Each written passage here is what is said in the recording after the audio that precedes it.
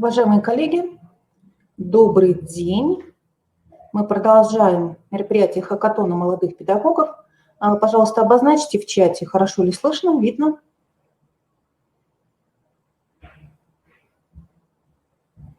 Один плюсик слышно, два плюсика слышно и видно. Так, Алена Егоровна, добрый день, рада вас приветствовать. Так, все хорошо, все слышно и видно. Итак, коллеги, мы с вами начинаем наш мастер-класс «Цифровые инструменты и сервисы для формирующего оценивания». Поговорим вначале о том, что же такое формирующее оценивание, как мы с вами его будем понимать, и дальше рассмотрим, какие цифровые инструменты и сервисы мы можем использовать для того, чтобы формирующее оценивание организовать. Сегодня мы можем говорить о том, что существует два основных вида оценивания. Это оценивание, которое чаще всего осуществляется по факту, по окончании процесса обучения. Тогда мы констатируем только то, что освоено обучающимися, какие знания, умения, навыки они освоили, какие компетенции. Но для нас с вами важнее оценивание, которое мы осуществляем непосредственно в процессе обучения. Да? И вот именно такое оценивание выполняет функции диагностики и функции мотивации для обучающихся. Можно говорить о двух основных ситуациях в процессе оценивания. Это вот оценивание, которое проводится в обычных условиях, которое основано на наблюдениях за рутинными действиями, и специфическое оценивание, которое проводится в специально созданных условиях, в которых участники осознают важность проводимого оценивания и процесса этой проверки. Но наверняка обе эти ситуации вам знакомы. Коллеги, как вы считаете, вот какая из этих двух ситуаций может иметь отношение к формирующему оцениванию? Первая ситуация, либо вторая ситуация. В чате, пожалуйста, цифру обозначьте. 1 либо 2. Формирующее оценивание.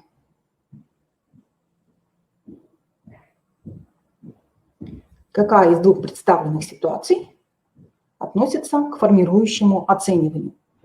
1 или 2? Цифру. Пожалуйста, в чате обозначьте. Так, кто-то считает, что 2. Так, что означает плюсик, непонятно. Видимо, 1, раз он 1. Да? Так, первая ситуация или вторая ситуация может иметь отношение к формирующему оцениванию. Так, единичка появилась у нас. Еще, коллеги, пожалуйста, подключаемся. Вот сейчас уже 22 человека присутствуют на нашем мастер-классе. Итак, первая или вторая ситуация имеет отношение к формирующему оцениванию. Так, хорошо.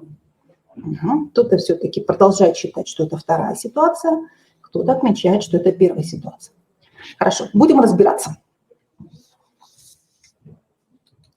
Здесь прежде всего нужно вспомнить о том, кто является субъектами оценивания. Если мы говорим об оценивании внутреннем, да, то оценивает тот, кто учит. То есть либо учитель оценки осуществляет, либо преподаватель, либо мастер. Если мы с вами говорим о самооценивании, то здесь оценивает именно тот, кто учился. Да, то есть сам обучающийся оценивает себя, оценивает свои результаты, оценивает свою деятельность. И оценивание внешнее здесь оценивает не тот, кто учил, это может быть работодатель, либо эксперт. Да, и в зависимости от этих трех ситуаций мы тоже можем говорить о формирующем оценивании. Вот как вы считаете, в каком случае мы можем говорить о формирующем оценивании? Первый случай, когда субъектом является тот, кто учит, тот и оценивает. Второй случай – самооценка, оценивает тот, кто учился, обучающийся. Третий случай – внешнее оценивание. Так, двоечки у нас идут. То есть самооценивание. Это формирующее оценивание.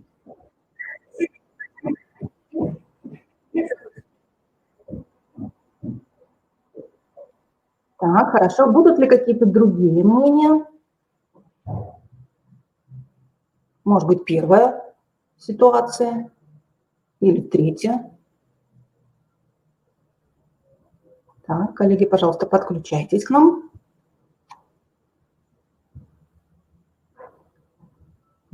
Угу. Так, хорошо. И с этим тоже мы с вами будем разбираться. Вот на следующем слайде у нас представлены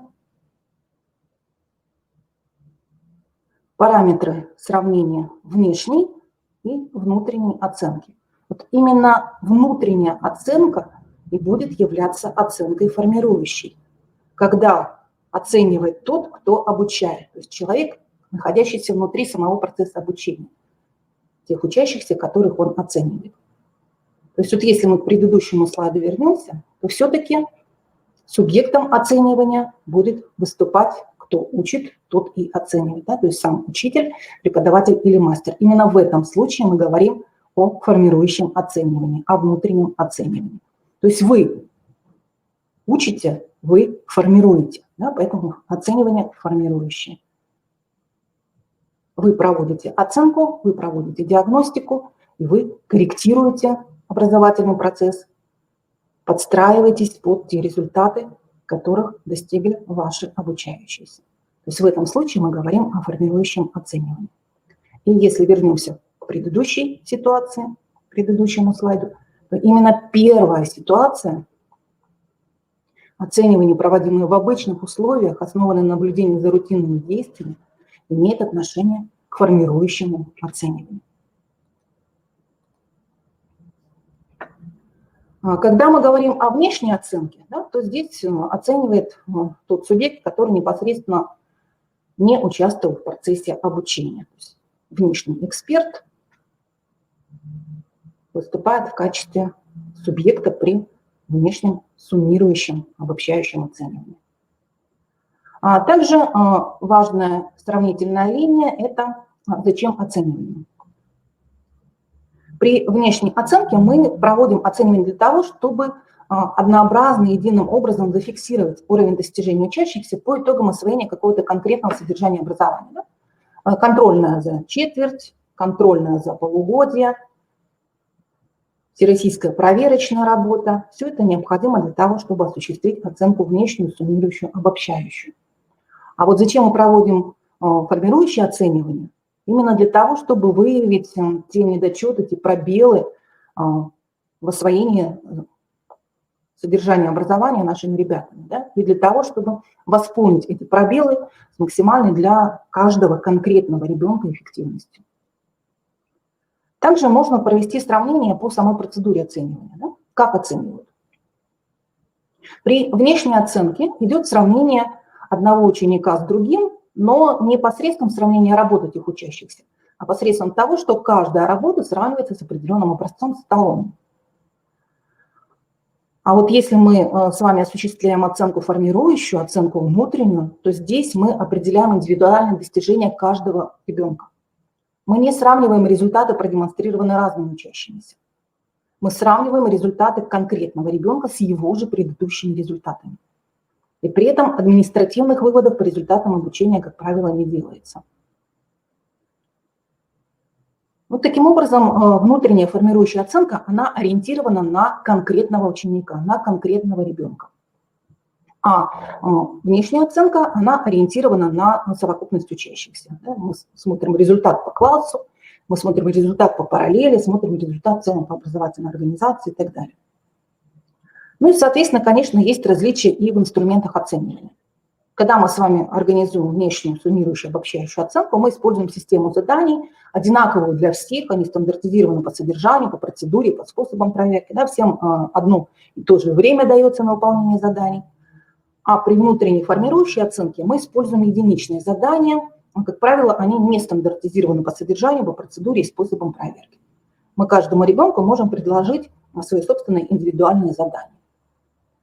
Вот таким образом, целью формирующего оценивания является способствовать улучшению результатов каждого ученика. То есть формирующее оценивание нацелено на каждого конкретного ребенка. Как формирующее оценивание осуществлять? На следующем слайде представлен такой обобщенный алгоритм для создания системы формирующего оценивания. Начинаем мы с того, что выявляем планируемые результаты, которых мы должны достичь. Затем мы организуем свою деятельность по планированию и достижению субъективно значимых результатов, да, то есть тех результатов, которые будут значимы для каждого конкретного ребенка. И далее осуществляем сопровождение достижения результатов учащимся с помощью специально организованной обратной связи. И вот здесь появляется очень важный момент, который связан именно с формирующим оцениванием. Это специально организованная обратная связь. То есть формирующее оценивание предполагает постоянную обратную связь с ребенком. Можно выделить 5 основных принципов грамотно организованного формирующего оценивания. Во-первых, да, как мы уже сказали, педагог регулярно обеспечивает обратную связь, предоставляя ребятам комментарии, замечания по поводу их деятельности, то есть постоянно участвует в процессе. Второй принцип. Учащиеся принимают активное участие в организации процесса собственного обучения. Это тоже очень важный принцип для формирующего оценивания. То есть ребенок не просто объект, да, обучения, а ребенок активный субъект. Он принимает активное участие в собственном образовательном процессе. Третий принцип формирующего оценивания, который позволяет его грамотно выстроить. Педагог меняет техники и технологии обучения в зависимости от изменения результатов обучения учащихся. Мы говорили здесь об индивидуализации, да, поэтому как только ребенок достиг определенных результатов, мы можем изменить технику технологии обучения. Если мы видим, что ребенок не может достичь тех или иных результатов планируемых, тоже мы помогаем ему, изменив технику технологии обучения. Четвертый принцип заключается в том, что мы с вами осознаем, что оценивание посредством отметки, оно резко снижает мотивацию и самооценку учащихся. Поэтому формирующее оценивание – это оценивание качественное, да, то есть мы отмечаем именно качественные показатели достижения ребенка. И пятый принцип. Педагог осознает необходимость научить учащихся принципам самооценки и способам улучшения собственных результатов. И вот здесь правы были те коллеги, которые выбрали на слайде с субъектами оценивания вторую ситуацию. То есть самооценивание – это тоже важный момент для организации формирующего оценивания. Итак, что мы с вами оцениваем при организации формирующего оценивания? Мы говорили о том, да, что мы оцениваем прогресс каждого ученика, чего он достиг по сравнению с самим собой вчерашним. Мы оцениваем его уровень понимания и метапознания. Мы оценим его самостоятельность, его взаимодействие с другими ребятами. И мы оцениваем, конечно, те продукты, которые ребенок создает в процессе своего обучения, и те представления, как он эти продукты свои демонстрирует. Ну и далее, коллеги, есть ли вопросы по вот этой вот вводной теоретической части, пожалуйста, можете обозначить в чате, можете в одну вкладочку «Вопросы» обозначить. Далее мы с вами перейдем уже непосредственно к цифровым инструментам формирующего оценивания. Пожалуйста, коллеги, вопросы?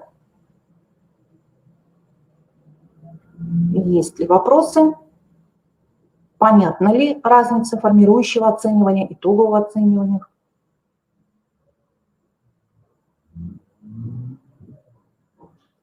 Коллеги, пожалуйста, в чате обозначьте.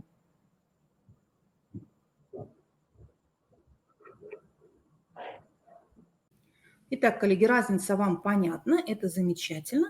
И далее мы можем переходить непосредственно уже к инструментам, цифровым инструментам, с помощью которых мы можем организовать формирующее оценивание. Так мы с вами сказали, да, что самое главное в формирующем оценивании – это обратная связь, и это возможность оценивать свой собственный прогресс, проявлять самостоятельность, взаимодействовать с другими своими сверстниками и создавать продукты, и использовать различные ресурсы и сервисы для представления этих продуктов. И в этом нам с вами помогают социальные сервисы, или их еще называют сервисы Web 2.0. Да? То есть это вот те сервисы, которые можно использовать, находясь в сети, да, в интернете. То есть для того, чтобы их использовать, нам, как правило, интернет бывает необходим.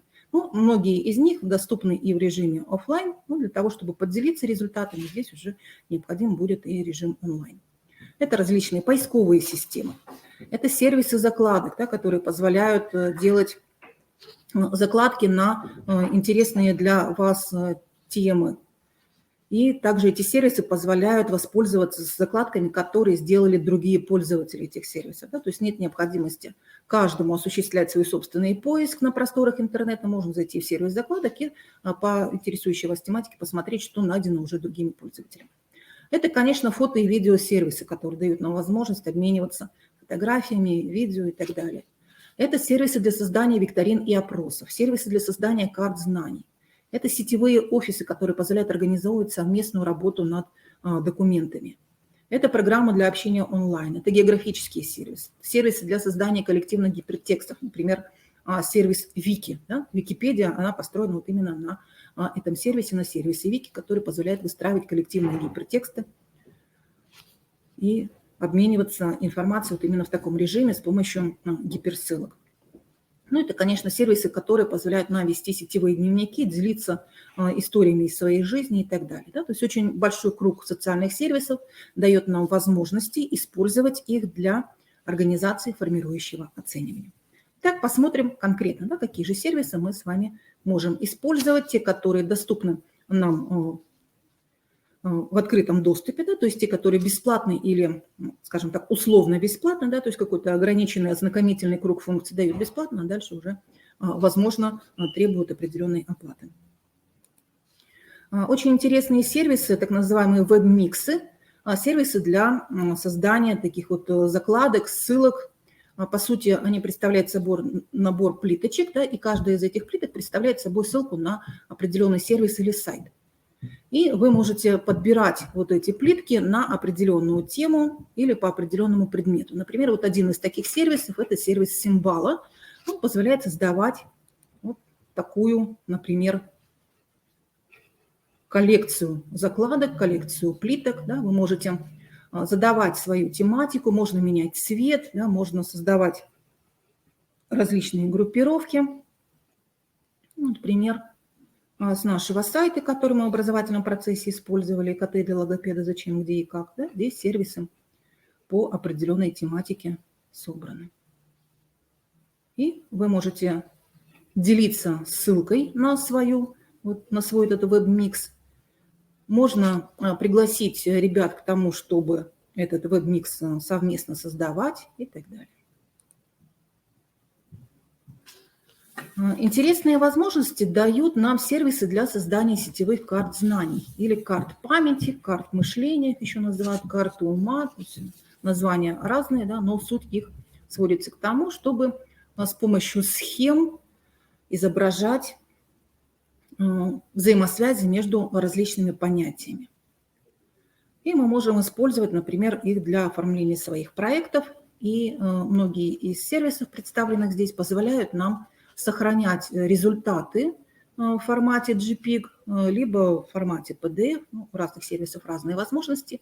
И многие сервисы дают возможность пригласить друзей, да, пригласить кого-то, коллег, для того, чтобы совместно эти карты памяти создавать. Вот, например, сервис Минмастер дает возможность организовать такой мозговой штурм. Можно использовать различные цвета для обозначения каких-то смысловых категорий. Очень интересную творческую работу можно организовать с помощью такого сервиса. А сервис Миндома, он англоязычный. Здесь, может быть, несколько сложнее будет работать тем, кто не знает языка, но, тем не менее, наверняка многие из вас знают секрет, что если вы работаете в браузере Google Chrome, то там можно нажать правой кнопкой мышки внутри страницы, и выходит функция «Перевести на русский». То есть есть возможность с многими сервисами англоязычными работать через браузер Google Chrome, благодаря тому, что есть возможность перевода на русский язык. Интересные сервисы, которые позволяют создавать облако слов. Например, да, вы вводите какой-то текст, либо создаете этот текст, и у вас появляется вот такое облако слов, которое преобразует этот текст в отдельные слова, в отдельные понятия, и в зависимости от того, насколько часто употребляется тот или иной термин в вашем фрагменте текста, будет изменяться и размер шрифта, на вот этом облаке слов.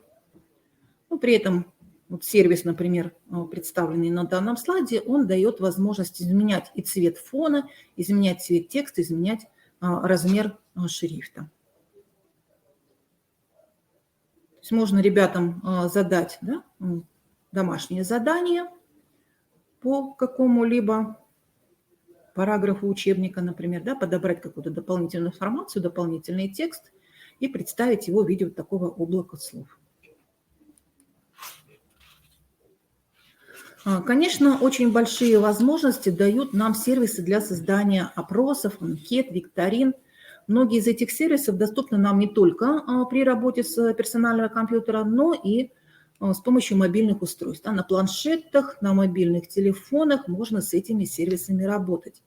Вот здесь представлены не только сервисы для создания анкет, викторин и опросов, но и сервисы, которые дают нам больше творческих возможностей. Вот об этом сейчас мы немножечко с вами поговорим. Сервис Quizzes.com дает возможность создавать интерактивные игры из вопросов и ответов. Вот как раз организация обратной связи в игровой форме. И с этим сервисом можно работать с помощью мобильных телефонов.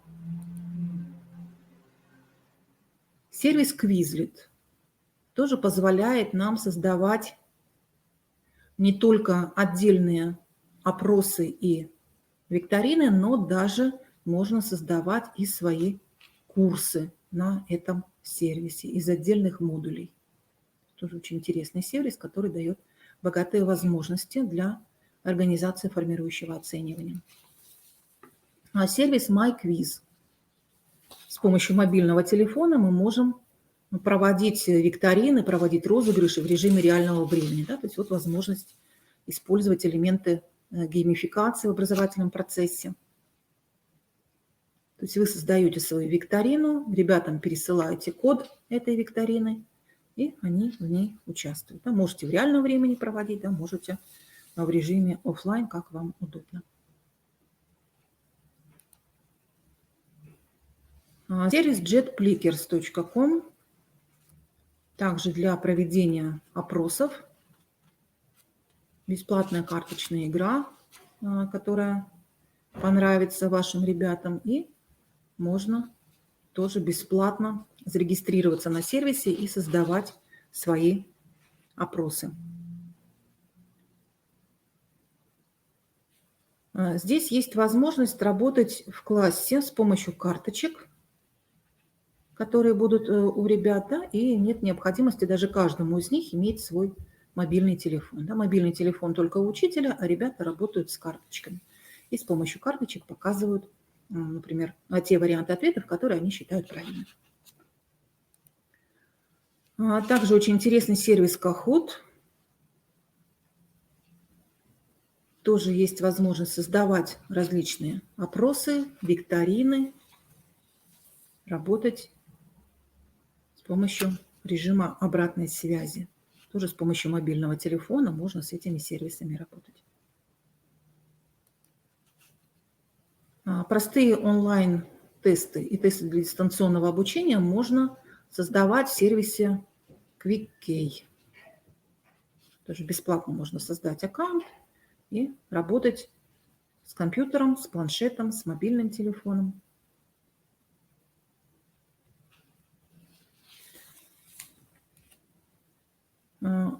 Интересный сервис mentimeter.com дает возможность нам создавать интерактивные презентации, встречи, где бы вы ни находились. Можно получать информацию и от удаленных команд, от онлайн-студентов, и можно непосредственно в аудитории, в учебном кабинете, в классе эти опросы осуществлять. Что интересно, здесь вы можете сразу продемонстрировать в виде различных диаграмм, в виде различной визуализации результаты опросов. То есть вы задаете вопрос, да, ребята отвечают, и затем результат можно ребятам продемонстрировать. Ну, статистику ответов показать. То есть очень интересный сервис, который дает нам эту возможность. Тоже много бесплатных возможностей в этом сервисе есть. Сервис Learning Apps. Он дает Очень много разнообразных возможностей. Здесь можно создавать не только опросы, но и различные интерактивные упражнения. Можно создавать кроссворды, можно создавать упражнения на соответствие, можно создать игру по типу «Кто хочет стать миллионером?». То есть очень много разнообразных возможностей. Если в предыдущих сервисах не везде есть возможность работать с иллюстрациями, то в этом сервисе такие возможности имеются. Что еще в этом сервисе хорошо? Иногда нет необходимости создавать свое собственное задание самостоятельно. Здесь очень богатая библиотека упражнений, созданных уже учителями, в том числе и России, и вы можете использовать уже готовые упражнения. Кроме того, этот сервис дает возможность создать на платформе этого сервиса свой класс, да, и работать с заданиями, назначать задания индивидуально ребятам непосредственно внутри самого сервиса. То есть каждому ребенку может быть задано свое задание. И результаты выполнения заданий вы также на этом сервисе можете увидеть в журнале. Да, то есть такой интегрированный уже сервис более высокого уровня, нежели вот те, которые мы с вами ранее рассмотрели. Очень простая регистрация на сервисе. Если у нас в конце останется время, мы с вами попробуем с ним поработать. Также много интересных возможностей для формирующего оценивания, для того, чтобы работать индивидуально, для того, чтобы работать совместно, дают нам так называемые доски для совместной работы. Здесь возможно несколько разновидностей этих досок. Да? Это доски по типу доски объявлений, да, где можно работать с так называемыми стикерами виртуальными, да, когда вы прикрепляете свои заметки. И это непосредственно интерактивные доски, то есть они работают точно так же, как обычная интерактивная доска в классе. На ней можно рисовать, на ней можно писать, да, и делать это совместно. Давайте посмотрим, какие могут быть варианты. Вот сервис Padlet.com. Очень хороший сервис, который позволяет организовать работу в разных режимах. Там есть шаблоны и для создания блога, есть шаблоны для создания таблиц, несколько видов шаблонов есть, и мы можем с ними работать, разные варианты оформления.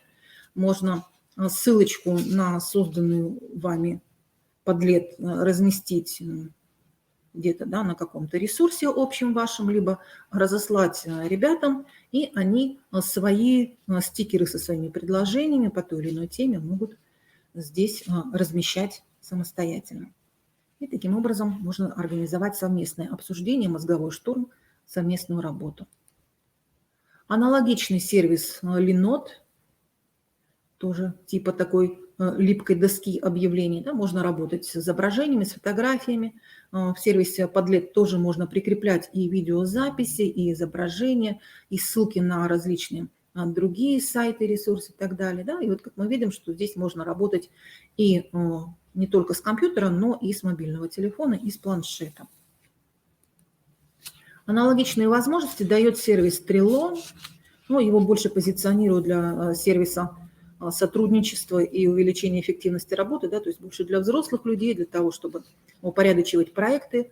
Но, тем не менее, мы можем его использовать и в образовательном процессе. Тоже много бесплатных возможностей все эти сервисы дают. Так, ну и непосредственно онлайн-доски интерактивные, на которых можно писать, на которых можно совместно работать, рисовать, создавать схемы. Вот сервис limno.com. Вот такая простейшая интерактивная доска. То есть вы заходите по ссылке, и вам сразу открывается вот такой инструмент. Можно даже не регистрироваться на этом сервисе, и можно сразу создавать свои записи. И затем экспортировать. То есть инструменты достаточно серьезные представлены. Можно и с фигурами работать, и эластик есть, да, и тексты можно добавлять, страницы можно добавлять. И что для нас очень важно, мы можем организовать совместную работу ребят на одной доске. Ну, простейшая доска. Здесь тоже можно создавать свои записи. Приглашать людей, поделиться. Можно вставлять сюда изображения и так далее. Вот такая совместная работа может быть организована на этих интерактивных досках. Ну и дальше несколько таких еще инструментов, которые больше для творчества, наверное, вам пригодятся. Например, интерактивные пазлы. Вы можете как сами создавать эти пазлы, так и пригласить ребят к тому, чтобы они свои собственные пазлы создавали. Вы можете использовать свою картинку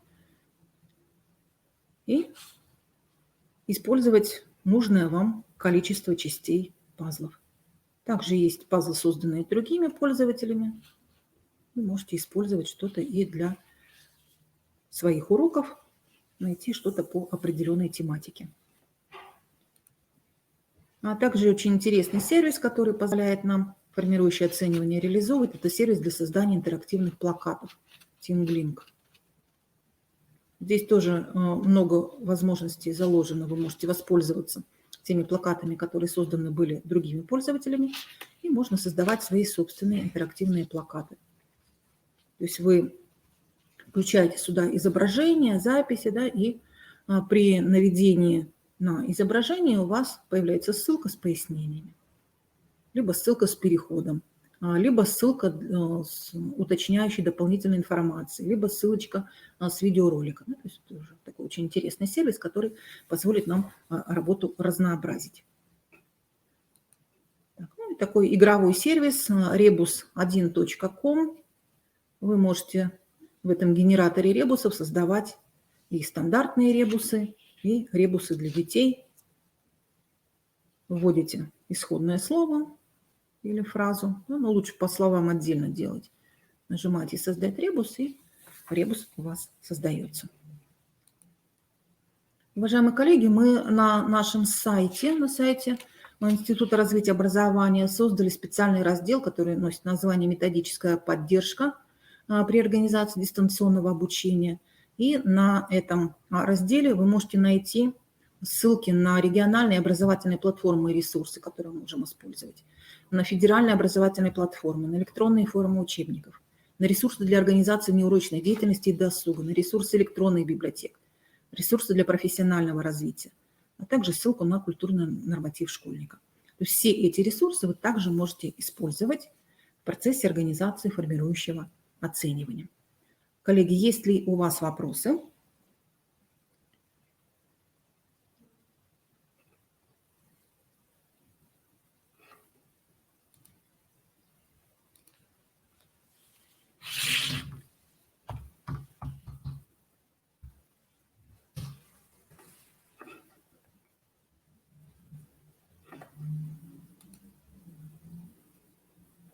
Так, хорошо, все понятно, замечательно.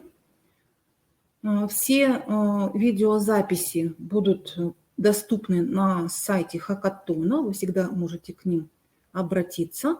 И сейчас я вам открою доступ к этой презентации, чтобы вы могли ее скачать. Презентации, все ссылки рабочие.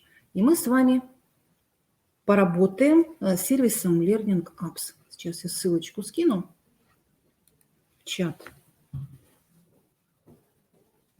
И непосредственно в самом сервисе мы с вами поработаем. Возможно, сервис кому-то из вас знаком. Если кто-то не знаком, то сегодня вы о его возможностях узнаете. Так, сейчас 2 минутки буквально открываю режим для скачивания презентации. Пожалуйста, в нижнем правом углу вы видите окошко «Файлы». На стрелочку нажимаете рядом с названием мастер-класса, презентация вам скачивается, сохраняете ее на свой компьютер. Пожалуйста, попробуйте это сделать, а я пока зайду на сервис Learning Apps.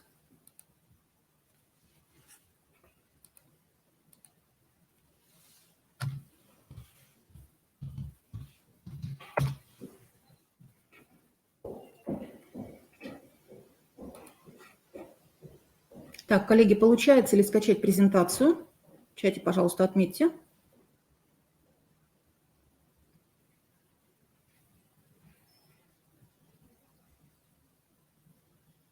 Так, хорошо, скачали. Угу. Потому что сейчас я этот режим закрою, мы с вами перейдем в режим обучения, демонстрацию рабочего стола, чтобы поработать над сервисом. Итак, ссылочка servicelearningapps.org. Вопросы тоже скопируем.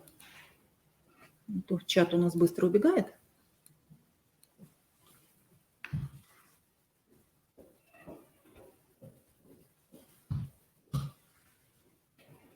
Так, ссылка на сервис есть во вкладочке «Вопросы». И, коллеги, пожалуйста, будем совместно с вами сейчас работать. Я включу демонстрацию рабочего стола. Пожалуйста, переходите по ссылочке на сервис Learning Apps. Мы с вами посмотрим его возможности и попробуем создать какое-нибудь небольшое интерактивное упражнение, которое мы сможем использовать для организации формирующего оценивания.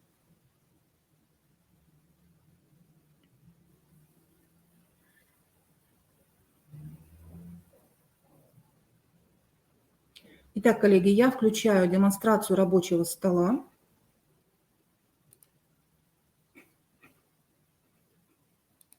Перехожу в режим обучения.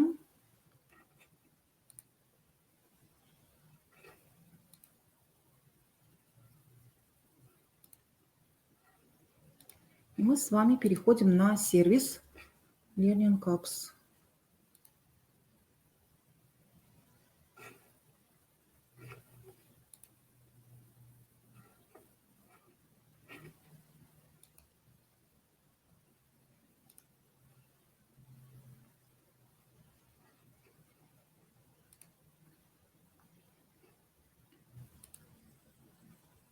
Итак, коллеги, готовы работать с сервисом? Пожалуйста, обозначьте свою готовность.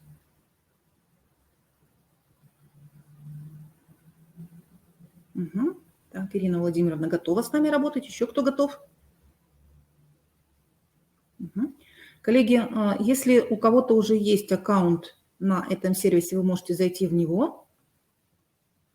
Если еще аккаунта нет, сейчас вы его создадите. Сейчас из своего аккаунта выйду. Итак, когда мы с вами на сервис Learning Apps заходим, у вас вот примерно такая картинка. В правом верхнем углу есть кнопочка «Вход». Коллеги, перед тем, как войти, проверьте, выбрана ли у вас Российская Федерация, флаг России, и на русском ли языке у вас отображается интерфейс программы. Это важно. Итак, мы с вами нажимаем на кнопочку «Вход». Если у вас есть уже свой логин и пароль, вы их вводите. Если у вас аккаунта на этом сервисе нет, вы нажимаете на кнопочку «Создать новый аккаунт». Вводите здесь имя пользователя. Лучше, чтобы оно было уникальным, не просто Маша, Вася, Петя, а более информативно. Латинскими буквами преимущественно люди пользуются. Вводите свой e-mail, потому что авторизация у вас будет через вашу электронную почту. Придумываете для себя пароль и еще раз этот пароль повторяете. Проставляете галочки и вводите код безопасности. И дальше нажимаете кнопочку «Создать». Итак, коллеги, 2 минутки на то, чтобы зарегистрироваться, а я зайду в свой аккаунт. И мы продолжим.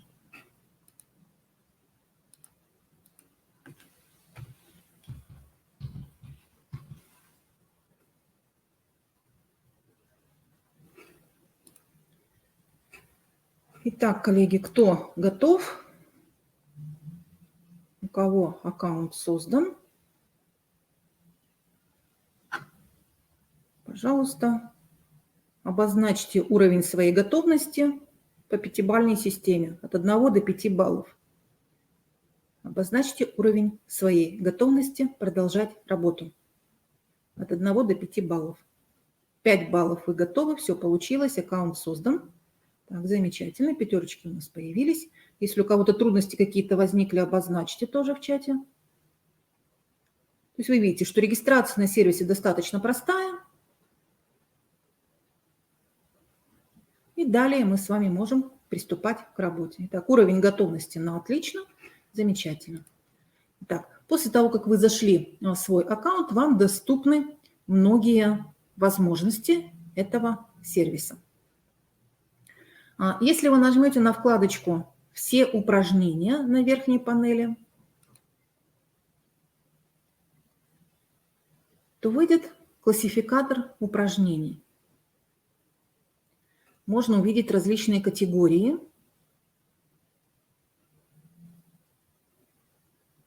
Достаточно много этих категорий. В этих категориях вы можете найти уже готовые интерактивные задания.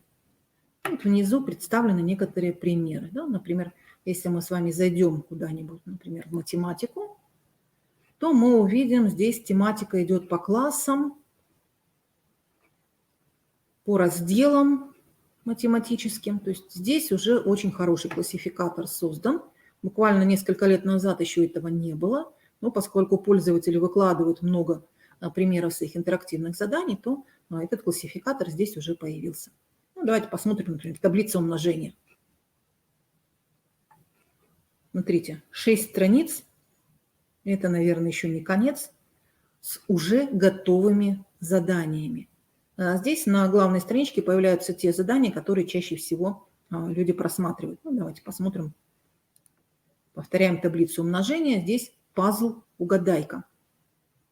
То есть вот такой пазл вы тоже можете создать буквально за несколько минут. Давайте посмотрим, как он работает. Здесь видим задание для ребенка. Выбери вкладку с числом 5, 6 или 7. Открой карточки с соответствующим выбранному числу значением. Ну, здесь немножечко видим, да, несоответствие 5, 6 или 7, а здесь 3, 4 и 9. Хорошо. Возьмем, например, умножение на 3. И нам нужно выбрать карточки с теми числами, где есть результаты табличного умножения на 3. Например, 27, 18, да, то есть только те, которые входят в таблицу умножения. 12, 9 из таблицы умножения на 3. Что еще у нас? Все, наверное, да? Умножение на 4. Здесь у нас 8, 16, 32, 28, 36. Угу. Это умножение на 9, видимо, заложено автором. 54, 74, 36, 45. И, пожалуйста, открылась такая картинка, и здесь еще подгрузили, видимо, какое-то видео. Детские песни из мультфильма. Замечательно. Вот такое упражнение вы можете для себя сохранить во вкладочке «Мои упражнения». Вот она будет находиться, ваша папочка, в правом верхнем углу под вашим аккаунтом. Можно использовать упражнение, да, встроить в экран. Можно использовать ссылку, поделиться ею со своими друзьями, и есть QR-код. То есть можно ребятам направить ссылку на вот это упражнение. Но если вам это упражнение не совсем нравится, вы можете создать свое собственное упражнение в категории пазлы. Давайте попробуем это сделать. Готовы ли, коллеги, создавать свое упражнение? Итак, мы нажимаем на голубую кнопку «Создать подобное упражнение». Можно использовать шаблон, либо можно создать копию этого упражнения. То есть различные возможности. Давайте создадим подобное упражнение. Вы можете изменить название упражнения.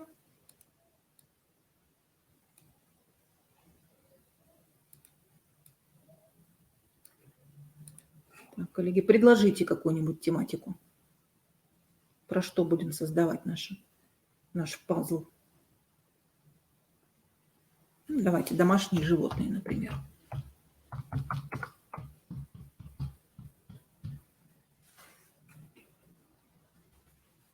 То есть будем создавать пазл по теме домашние животные. Изменяем наименование.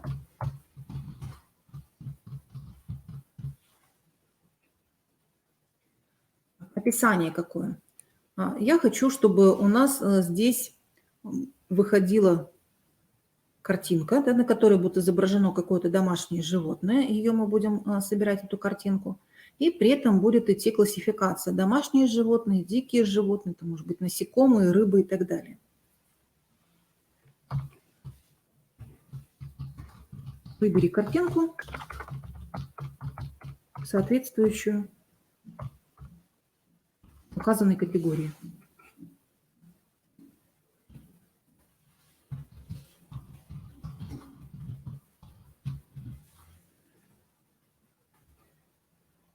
На заднем фоне мы можем положить какую-то картинку или видео. Но в данном случае выбрано видео.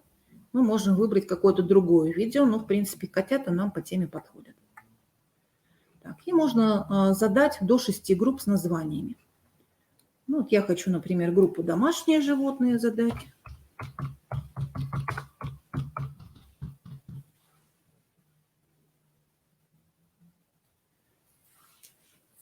Так, и здесь будут названия этих животных.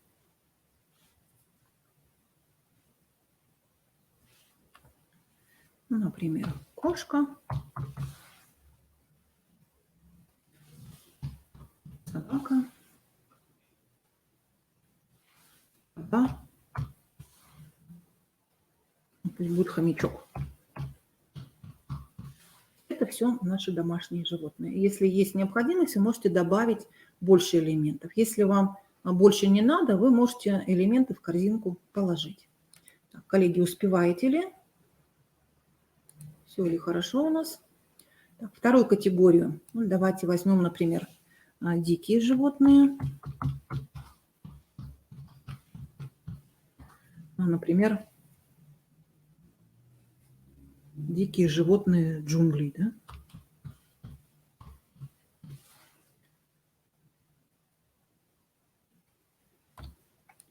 Так, и здесь у нас будут кто? Допустим, тигр,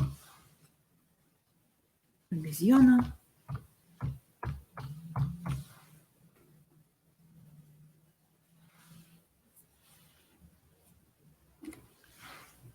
Ну и хватит, например, в этой категории у нас будут 2 объекта, и лишние мы удалим. Так, в третьей категории пусть у нас будут птицы. И здесь мы заложим, например, ворона, синица, воробей. И хватит. Вы можете еще какую-нибудь группу добавить. Ну, добавим, давайте, например, группу насекомые.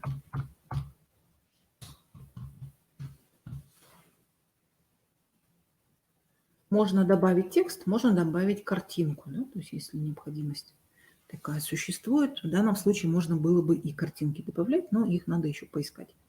Времени у нас немного, поэтому мы работаем с вами с текстом. Насекомые. Муха, например. Комар.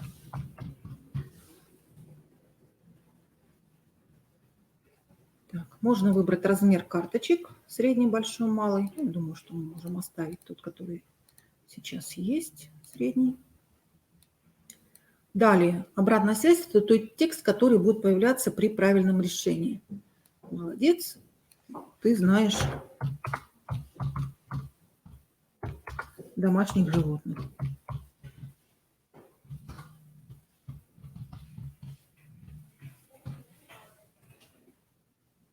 И можно создать какую-то подсказку, если вам это необходимо.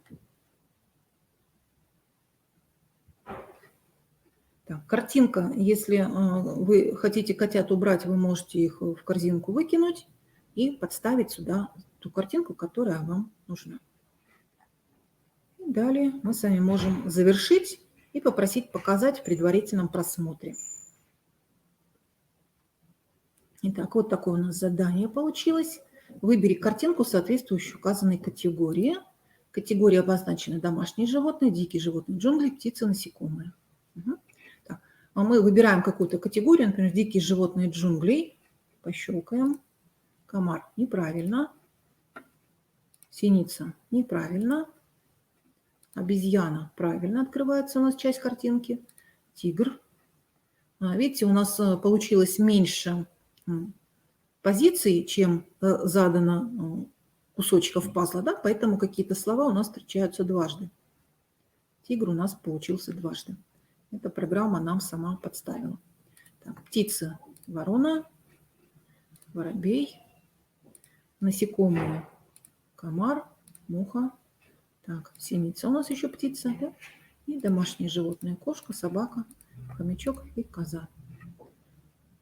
Если вам понравилось, как упражнение работает, вы можете его сохранить. Если хотите что-то еще поменять, то нажимаете «Настроить еще раз».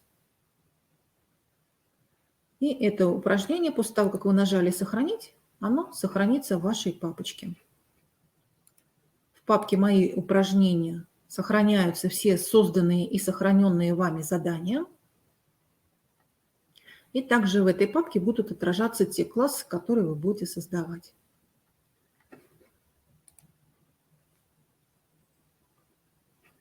Если мы с вами нажмем на вкладочке «Новые упражнения» с карандашиком надпись, то мы увидим все виды интерактивных заданий, которые можно создать в этом сервисе.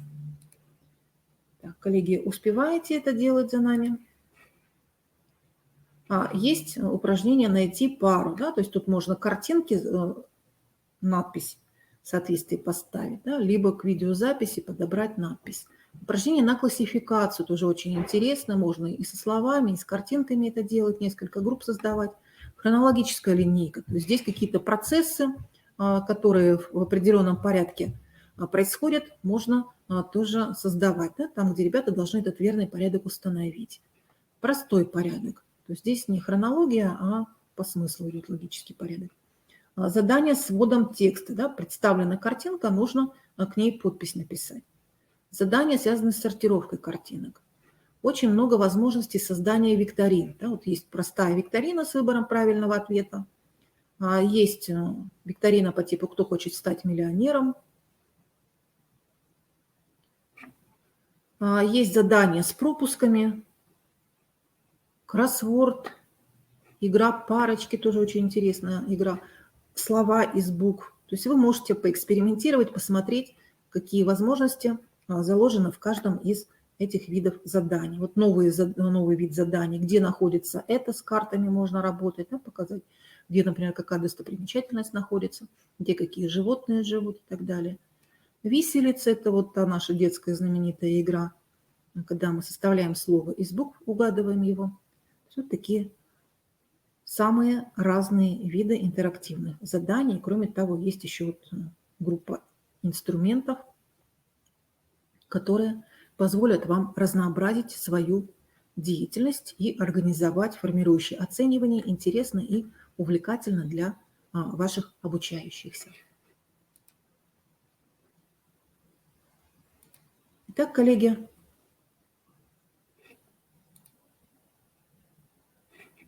заходите к нам на сайт «Методическая поддержка».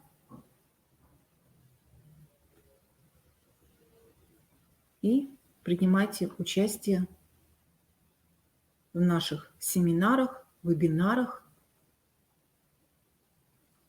Осваивайте новые сервисы и подключайтесь к нашей проектной команде по созданию путеводителя по цифровым образовательным ресурсам.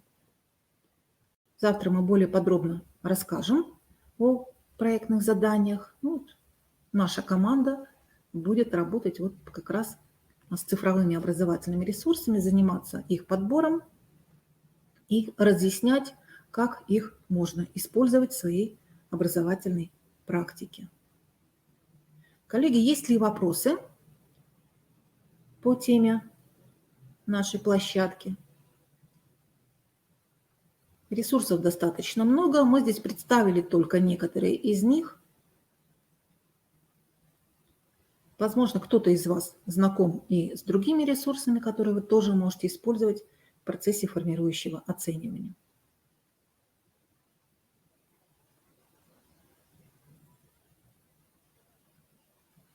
Так, вопросов пока не вижу. В чате вопросов нет. В вкладочке «Вопросы» тоже вопросов нет. Коллеги, оцените, пожалуйста, насколько полезна для вас была представленная информация. Будете ли вы использовать подобные ресурсы и сервисы? Возникло ли у вас желание вступить в проектную команду по созданию путеводителя по цифровым образовательным ресурсам? Пожалуйста, в чате обозначьте. По пятибалльной шкале, да, Ирина Владимировна? Угу. Спасибо всем, кто активно с нами работал. Коллеги, пожалуйста, кто работал с этим сервисом сейчас с нами совместно, отметьте, пожалуйста, понравился вам сервис, насколько легко в нем работать. Татьяна, Анатолий, Наталья, вы были готовы с нами работать? Получилось ли у вас это сделать? Да, просто, конечно. Достаточно простой сервис. И главное, не всегда нужно создавать что-то свое. Да? Можно воспользоваться тем, что создали уже до вас ваши коллеги. Замечательный сервис. Конечно, Анатолий, сервис замечательный. И я думаю, что вы сможете его тоже в своей образовательной практике использовать. Итак, коллеги, на этом мы с вами завершаем сегодня наш обзор сервисов и инструментов для формирующего оценивания. Да, давно используем. Хорошо, замечательно. Детям нравится, это главное, да, для нас с вами. Что детям нравится, дети активно работают с этим сервисом. Все замечательно выстраивается. Я приглашаю вас завтра принять участие в мастер-классе, который носит название «Технология развития критического мышления. Цифровые инструменты». Мы с вами разберемся с технологией критического мышления, рассмотрим, да, что оно в себя включает, какие фазы технологические и какие цифровые инструменты мы можем использовать для того, чтобы эту технологию реализовывать интересно и с целями, связанными с формирующим оцениванием. Спасибо всем участникам. Коллеги, и мы приглашаем вас сейчас подключиться к информационной сессии Ассоциация молодых педагогов, организация и функционирование. Пожалуйста, по ссылочке на сайте Хакатона переходите в новую вебинарную комнату. Приглашаем вас принять участие в этой информационной сессии и, конечно же, стать активными участниками Ассоциации молодых педагогов. Спасибо всем участникам. До новых встреч.